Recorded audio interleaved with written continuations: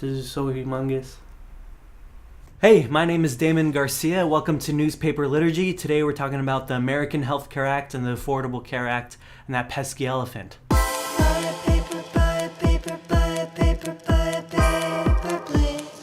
This is the American Health Care Act. The American Health Care Act. We saw Paul Ryan waving around this thing all over the place.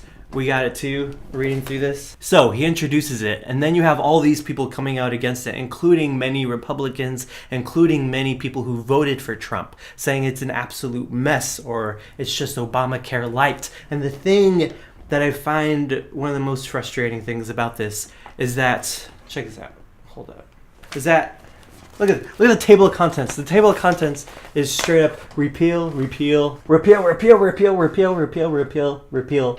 The whole thing is more about repealing everything Obama did than it is about actually helping Americans. And unfortunately right now I feel that way about President Trump.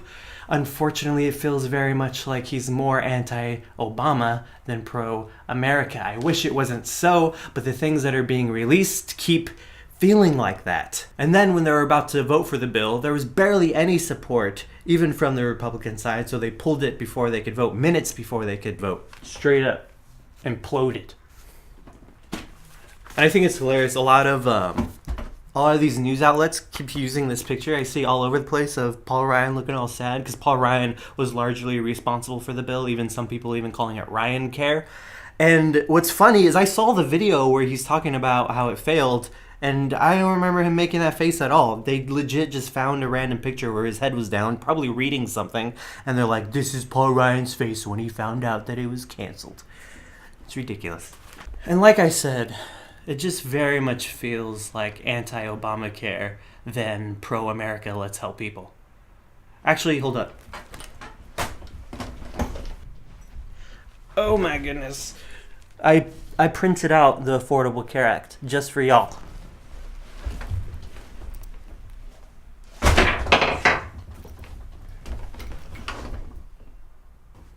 Freaking me out. Only if I mess with it will it fall.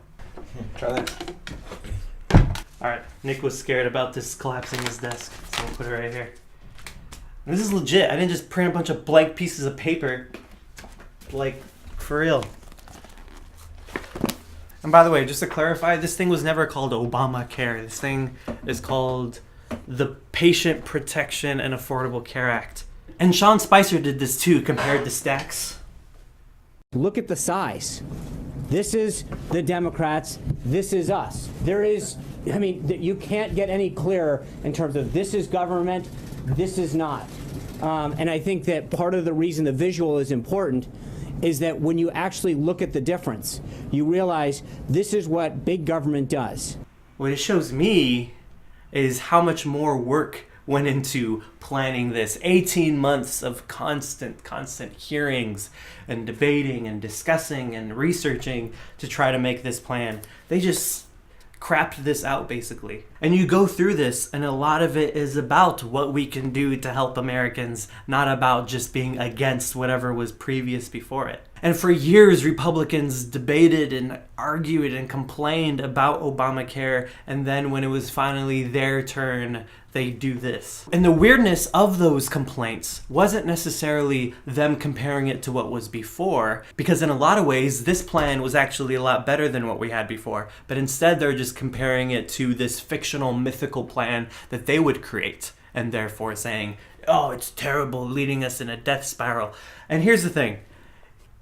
We shouldn't just make an act that's just all about repealing this whole thing, tearing this whole thing down. Instead, we should try to fix and reform the Affordable Care Act. The thing that I see has happen is that this is actually very helpful to so many Americans, but not that affordable to so many other Americans, particularly the working middle class.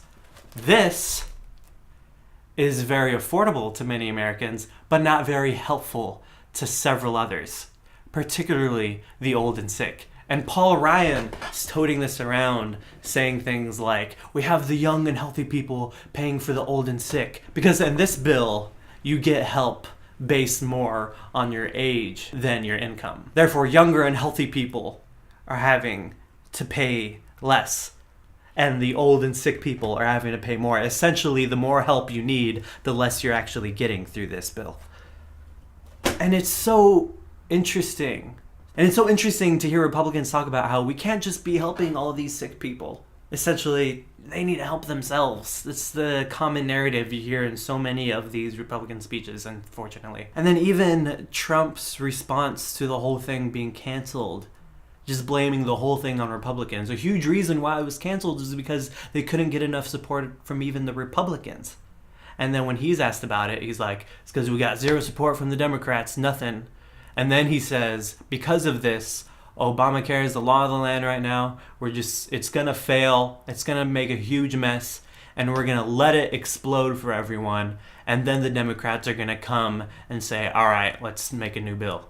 Essentially saying, let's just let it ruin everybody's lives. Let a bunch of people die so people can know that Obamacare isn't right. And then we can start doing stuff. Hearing all this makes me feel like the new logo for the Republican Party should be an elephant just doing this.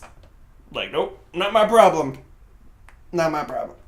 And it's very weird, especially because a common theme within and among Republicans and conservatives is an evangelicalism.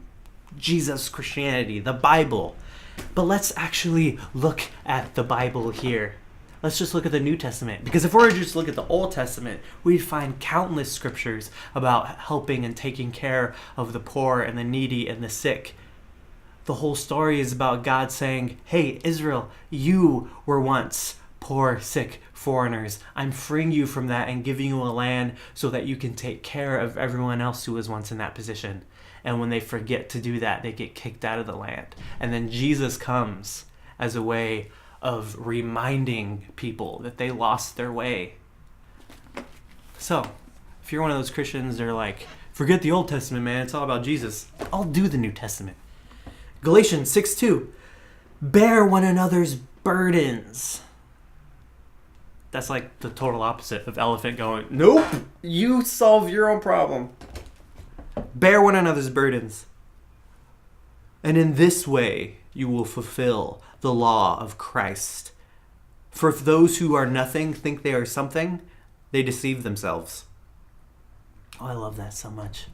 If you're a nothing walking around like you're something, you're only fooling yourself. You're tripping. We're all in need. We're all in this together. And when we start acting like I deserve more than others, that's where things get tricky. That's where things get tremendously un-Christian, unbiblical. That's for you, Paul Ryan. You have a biblical name, for crying out loud.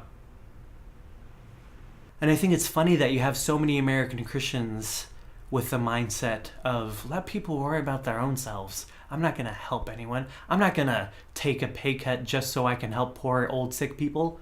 That's crazy. That's so crazy. And of course, the Affordable Care Act isn't perfect, but we have to admit it is very helpful, even though not affordable to everyone.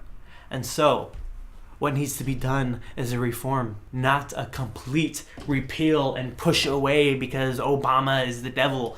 It's ridiculous, it's ridiculous. And to be honest, I read most of this. And to be honest, I've only read like little bits of this. But I've read a lot of summaries about it. But I want to try to read this as much as I can. I'm in an interesting place right now where I'm starting to care a lot more about policy. And it very much feels like the next natural move of where Jesus is taking me. It feels very much like if I want to be in a position where I care about God and people, then of course we have to talk about politics and understand what's going on in our government. Of course. And being able to resist when we need to resist, reform where we need to reform, repeal where we need to repeal. That needs to just be a natural part of spirituality. Any ministers that are saying, oh, we just talk about Jesus, we don't talk about politics. You're tripping, dude. You're crazy. You don't know what the gospel is if you're saying we only talk about Jesus, we don't talk about politics. The whole gospel was absolutely politically revolutionary. I talked about this in my last one. The whole thing isn't just about a cool salvation that you can have after you die, but it's about a salvation that can happen right here, right now. And it includes us standing up for one another, taking care of one another, and doing everything we can to make sure that everyone can be taken care of. Making sure that any healthcare act is affordable, yes, so that everyone could be in on it, and helpful for everyone who actually needs it. Thank you guys for watching. I really want to interact with you guys on this, so leave a comment, tell me what you think, tell me what kind of world you want, just say stuff in general. It would be great to interact with you guys. I want this to be a community as these things grow and as I keep doing this and as I become, I don't know, a better newspaper liturgist. And yeah, see you later. Mr. Buy a paper.